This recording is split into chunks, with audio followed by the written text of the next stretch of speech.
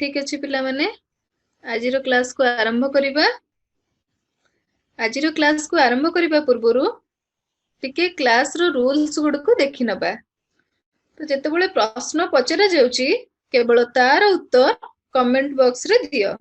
अजथा निज निज भितरे चैटिंग कर नाही किंबा निज निज भितरे जब तुम अजथा चैटिंग करिवो ताले तुमरो कंसंट्रेशन ठीक रहइबनी, जहा फल रे जहा वीडियो रे बुझा जाउची सेटा ठीक रे बुझी परिबनी। जेतोले आमे बुझौचु सेतोले टिके दया करी वीडियो को ध्यान रे सहित देखो एवं वीडियो देखिबा समय रे नोट लिखिबा आवश्यकता नहीं, कारण वीडियो देखि सारिबा परे ए वीडियोटी यूट्यूब रे तुम पई सब बेले अवेलेबल हे कि रहिबो। तो तमे पुआरे ए वीडियो को देखिकी निजर नोट लिखि परिबो। जदि हमर आबिति लर्निंग यूट्यूब चैनल को एपर्यंत के सब्सक्राइब करनो ताले सब्सक्राइब करी बेल आइकन को क्लिक कर दियो, जा फल रे क्लास पूर्व नोटिफिकेशन तुम फोन को जीवो। ओके, देन एटा होची हमर आबिति लर्निंग ऐप। आ ए ऐप माध्यम रे तमे डिटेल्स सब पाई जीवो, डिटेल्स वीडियो सब ए ऐप माध्यम रे तमे देखि परिबो। तो पिला माने आज रो क्लास को वर्तमान स्टार्ट करिबा। तो प्रथम अध्याय जोटा कि अच्छी शस्य उत्पादन और परिचालना। तो प्रथम विषय रो ही आरंभ करिबा।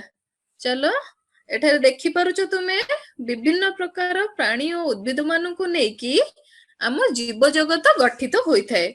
देखो एठारे विभिन्न प्रकार प्राणी उद्भिद ए सब देखि पारुछ तुमे, गछलता एठी हाथी हरिण एगुडा सब देखि पारुछ। ओके, ए जो सब जीव तमे देखुछ एमानकर बंचिबा पई खाद्यर आवश्यकता होई थाए एवं विभिन्न प्रकारर कार्य करिबा पई आम मानकु मध्य खाद्यर आवश्यकता रहिछि। बुझिला? तो खाद्यरु कोन हमकु मिली थाए ना, खाद्यरु हमकु शक्ति मिली थाए। एठार देखो पिलाटी साइकिल चले के जाउची, एठी गोटे पिलाटी फुटबॉल खेलुची, एठी गोटे पिलाटे बसिकी हमर बही धरी पढुची। तो ये सब जो कार्य चलीची तो से समस्त कार्य पई हमकु शक्तिर आवश्यकता रही थाए। ए शक्ति सब पिला माने हम कोठु पाई थाउ कहले देखी। आमे जानिचे सबु जो उद्भिद माने जो सब अछंती से माने आलोक संश्लेषण प्रक्रिया रे निजर खाद्य निज प्रस्तुत करिथांती, किंतु आमे माने खाद्य पई कोन करथाउ ना सबुज उद्भिद एवं प्राणी मानक ऊपर निर्भर करिथाउ।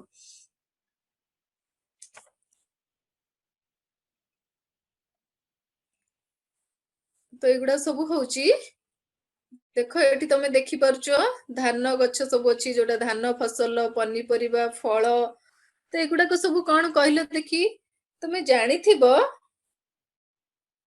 आम भारत हेउची द्वितीयतम जनबहुल देश, जहार कि लोक संख्या बहुत अधिक। आउ जेते लोक संख्या अधिक हबो सेते खाद्यर आवश्यकता बढ़िबो। तेणु आम क्रमबर्धिष्णु जनसंख्यार चाहिदा पूरण पई कृषि कार्य करिबा निहाती दरकार होइथे। कारण कृषि कार्य जदि न करिबा ताले खाद्यर आवश्यकता को आमे किपरि मेंटेई परिबा नै। तेणु तुमे माने सब सुनिथिबो फसल बोली गोटे ना सुनिथिबो तुमे। तो ये फसल कहले कौन कहले देखी, फसल कहले तुमे कौन बुझिथा? तुम देखिथिबो कोनोसी गोटिए प्रकारर उद्भिद गोटिए स्थान रे उत्पादन एवं अधिक मात्रा रे चाष करिबाकू फसल कुहा जाय थाए। जेमति कि गोटिए जमी रे संपूर्ण भाव रे धान उत्पादन को ए देखो गोटे जमी रे धान उत्पादन हेछि, तो एई जमी रे धान उत्पादन को हमर कोन कुहा जाय धान फसल बोली कुहा जाय। सेई परि पनीपरिबा गोटे जमी रे जदि गोटे भेराइटी रो हमर पनीपरिबा लागिला तले पनीपरिबा चाष, सेई परि फल चाष। तो एई सब होउछि गोटे गोटे कोन ना फसल। बुझिला? अच्छा पिला माने कहिलो देखि, तुमे समस्त देखिथिबो बिलरे धान सबु फळिथिबार देखिथिबो, धान फसल तो समस्त देखिथिबो।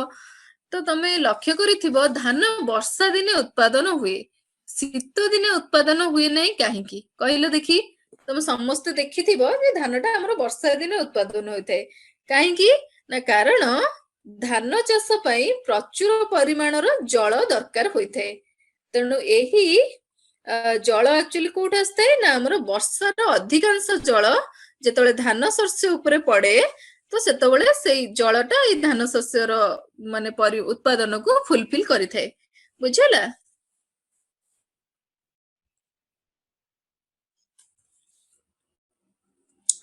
तो पिला माने आम देश रे भिन्न भिन्न अंचल रे विभिन्न प्रकारर फसल होइथाए।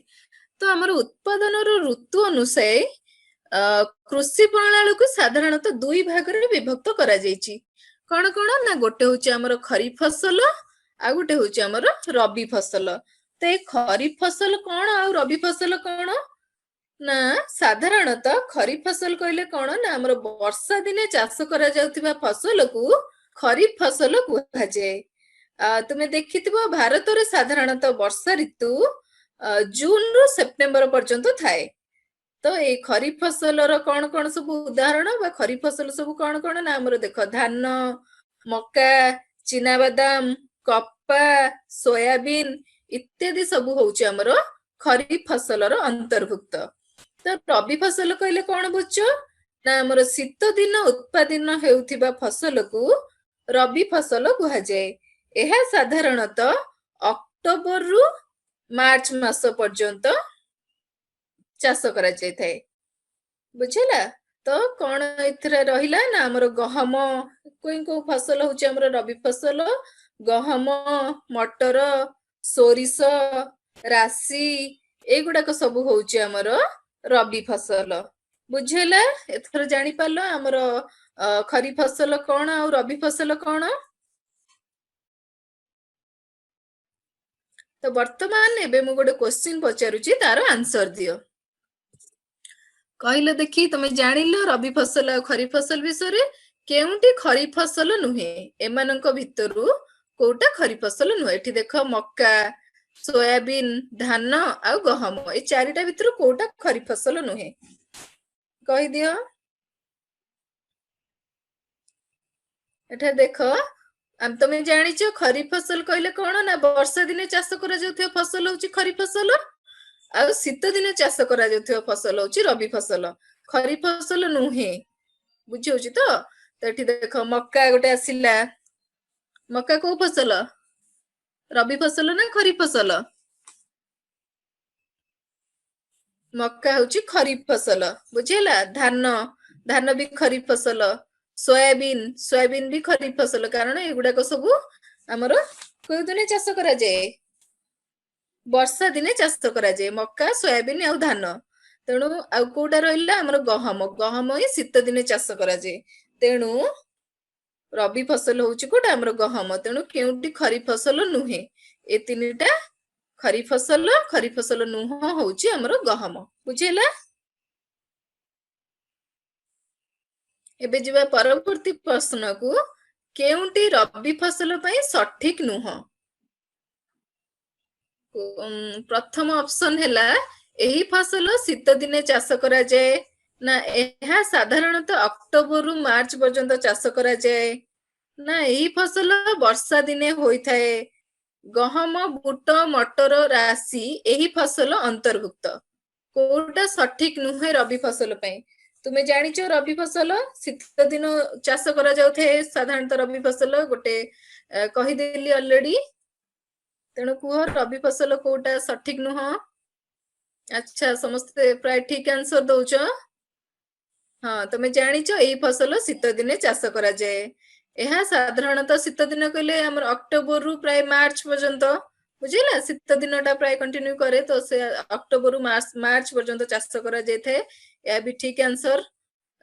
देन एही फसल वर्षा दिने होई थाए एटा वर्षा दिने होई थाए कि ना एटा वर्षा दिने होई न थाए। तण एटा होची सीटा हैला हमर रंग आंसर जोटा कि सठिक नुहे रबी फसल पई गहम बुट मटर राशि ए समस्त होचंदी रबी फसल अंतर्भुक्त एटा ठीक अछि बुझिला। प्राय समस्त ठीक आंसर देइछ पिला माने सेति में बहुत बहुत धन्यवाद।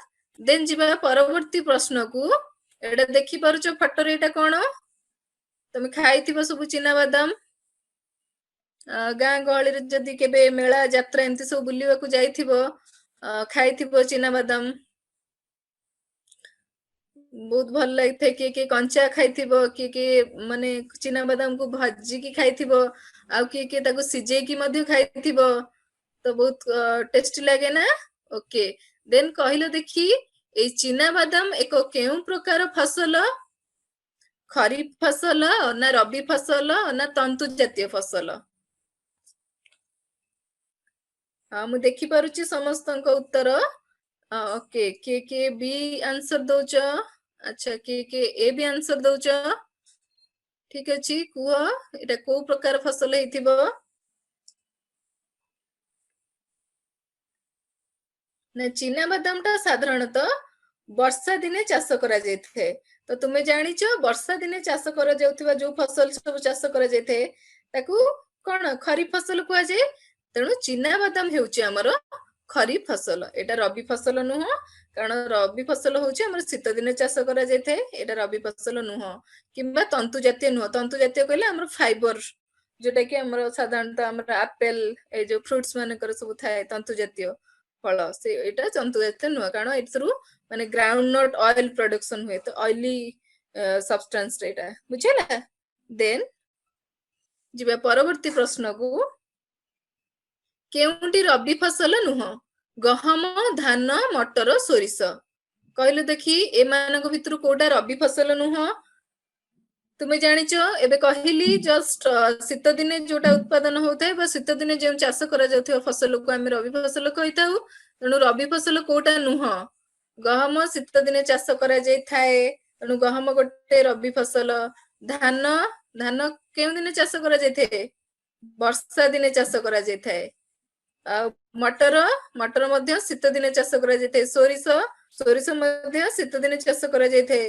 तेणु कोटा ठीक हबो धान धान हेउची गोटे खरीफ फसल बुझिला।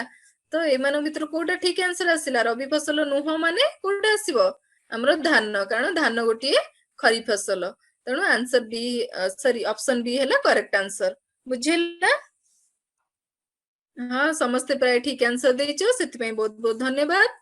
मु देखि पारुची समस्त उत्तर। ओके पिला माने एटा हैला हमर ऑफिशियल नंबर। तो जहार तमर किछि क्यूरी अछि कि डाउट्स अछि तो ए नंबर रे तमे व्हाट्सएप करि परिबो फोटो उठे कि शेयर करि परिबो। जदि किछि डाउट अछि तो ए नंबर रे जहा बेले व्हाट्सएप करिवो।